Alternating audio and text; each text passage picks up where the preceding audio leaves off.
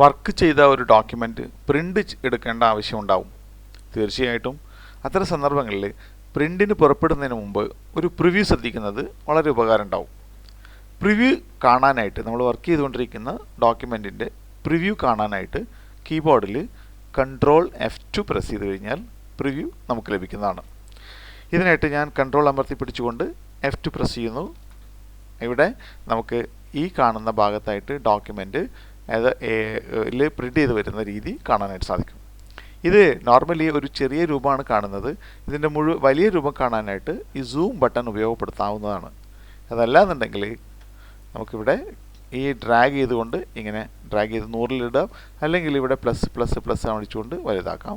അതുപോലെ തന്നെ ഈ സ്ലൈഡർ ഉപയോഗിച്ചുകൊണ്ട് നമുക്ക് ചെറുതാക്കുകയും വലുതാക്കുകയും ആവാം. പ്രിവ്യൂ എന്ന രീതിയിൽ നിൽക്കുന്ന അവസരത്തിൽ എൻ്റർ കീ പ്രസ് ചെയ്തുകൊണ്ട് നമുക്ക് പ്രിൻറ്റിലേക്ക് പോവാം. എന്നാൽ കോപ്പി എടുക്കുന്നതിനായിട്ട് ഇപ്പോൾ നിൽക്കുന്ന ആക്ടിവേഷൻ നിൽക്കുന്നത് ഇവിടെ പ്രിൻറ്റിലാണ്. ഒരു ഗോൾഡൻ കളർ ശ്രദ്ധിച്ചാൽ മനസ്സിലാവും. ഇത് ഗോൾഡൻ കളറുള്ള ബട്ടൺ ഒരു പ്രത്യേകതയാണ്. അത് ആക്റ്റീവ് ആണെന്ന് നമ്മളെ മനസ്സിലാക്കാനുള്ള ഒരു കളറിംഗ് ആണ് ഗോൾഡൻ കളർ. ഇത് ഇപ്പോൾ നിൽക്കുന്ന ഫോക്കസിങ് എടുക്കുന്നത് ഇവിടെയാണ്. അതുകൊണ്ട് തന്നെ കീബോർഡിൽ എൻ്റർ പ്രസ് ചെയ്ത് കഴിഞ്ഞാൽ ആ ബട്ടൺ ആയിരിക്കും പ്രവർത്തിക്കുന്നത്.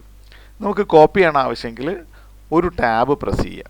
ടാബ് പ്രസ് ചെയ്ത് കഴിഞ്ഞാൽ ഇപ്പോൾ സെലക്ഷൻ കോപ്പിയിലേക്ക് വന്നിരിക്കുന്നതായിട്ട് കാണാം. ഇവിടെ നിന്നും അതിൻ്റെ ഫോക്കസിങ് വിട്ട് അതിങ്ങോട്ട് വന്നിരിക്കുന്നതായിട്ട് കാണാം.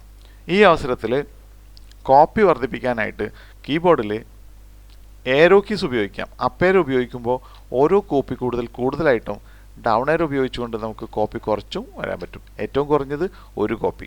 ഇതുപോലെ തന്നെ നമുക്ക് റൈറ്റ് ഏരോ ലെഫ്റ്റ് ഏരോ ഉപയോഗിച്ചുകൊണ്ട് നമുക്ക് ആവശ്യമായിട്ടുള്ള രീതികൾ ടൈപ്പ് ചെയ്തെടുക്കാനായിട്ട് പറ്റും. ഇപ്പോൾ 60 കോപ്പി ആണെങ്കിൽ 60 എന്ന് ടൈപ്പ് ചെയ്തെടുക്കാനായിട്ടും സാധിക്കും.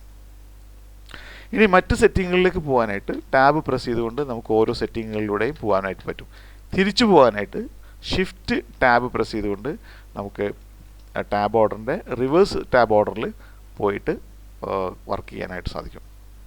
ശ്രമിച്ചു നോക്കുക.